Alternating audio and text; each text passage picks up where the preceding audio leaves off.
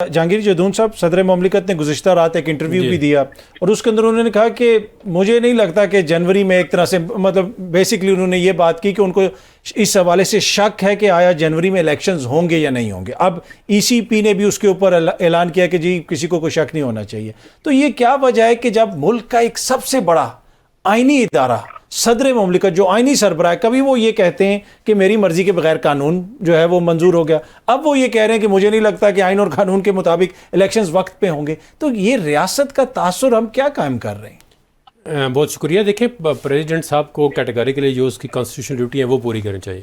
اگر تو انہوں نے ڈیٹ دی ہوتی نا کہ جی یہ فکس ڈیٹ ہے، اگر آرٹیکل 48(5) ہم بے شمار آپ سے بھی ڈسکشن ہوئی ہے باقی چینلوں پہ بھی، باہر ہم نے کہا جی ایکٹ بنانے کے باوجود بھی ڈیٹ دینے کا اختیار پریزیڈنٹ کا ہے. ٹھیک ہے، یہ میں بالکل میرٹ پہ بات کر رہا ہوں، کوئی خفا ہو خوش ہو مجھے آئی ڈونٹ کیئر. ٹھیک ہے. اور پھر جو ایکٹ میں انہوں نے ترمیم بھی کی تھی نا 57 میں جو الیکشن ایکٹ تھا، انہوں نے سب سے پہلے یہ لکھا تھا سبجیکٹ ٹو دا کانسٹیٹیوشن، اور وہ سیکشن ہم باہر کہہ چکے ہیں کانسٹیٹیوشن کو اوور رائٹ کر ہی نہیں سکتی. مطلب ایک ایکٹ کے اندر بھی ترمیم بھی جو ہوئی ہے اس میں بھی صدر کا ہی اختیار ہے. الیکشن کمیشن نے جو ڈیٹ فکس کر دیں گے اس کے مطابق آگے شیڈول دینا ہے کہ الیکشن کب ہوں گے. اب مجھے نہیں پتا کہ پریزیڈنٹ کے پاس کیا انفارمیشن ہے کہ جنوری میں الیکشن نہیں ہوں گے. انہیں تو یہ بات کرنی نہیں چاہیے تھی ڈسکریج کرنے کے لیے کہ جی نہیں ہوں گے. اتنے اہم عہدے پہ بیٹھ کے انہوں نے کہا جی الیکشن لازمی ہوں گے.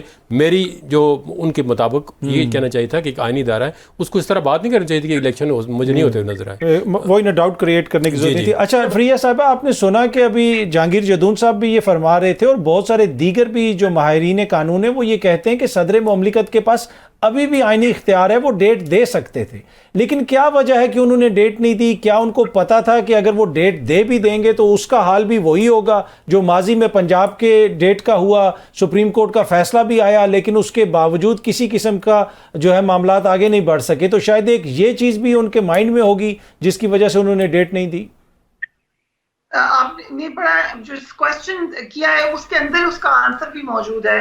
بالکل ہم نے ابھی جہانگیر جدون صاحب کو سنا کہ انہوں نے کہا کہ صدر کا آئینی اختیار ہے. اسی طریقے سے ہم سنتے رہے کہ سپریم کورٹ جو ہے وہ سب سے بڑی عدالت ہے اور اس کا حکم بھی بائنڈنگ ہے ایگزیکٹو سمیت ہم سب پر. ہم یہ بھی سنتے رہے کہ ہمارا آئین کہتا ہے کہ 90 دن میں الیکشن ہوں گے، 60 یا 90 دن میں. ہم یہ سنتے رہے کہ ایک ڈکٹیٹر تھا پاکستان میں جو 90 دن کا الیکشن کا وعدہ کر کے الیکشن نہیں کروائے، وہ ایک بڑا ڈارک چیپٹر تھا پاکستان کی ہسٹری کا. یہی سب سنتے سنتے ہم نے ساری عمر گزار دی ہے.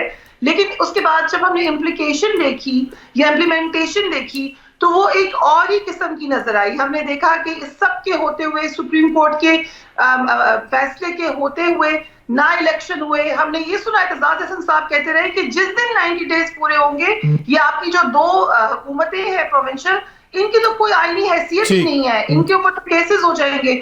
وہ بھی بیٹھے ہوئے ہیں، سب کام ہو رہا ہے. سب کس قسم کا ماحول ہے؟ میں کہتی ہوں اسپیشل ڈیسپریٹ میجرز لینے کا ٹائم شاید آ گیا ہے.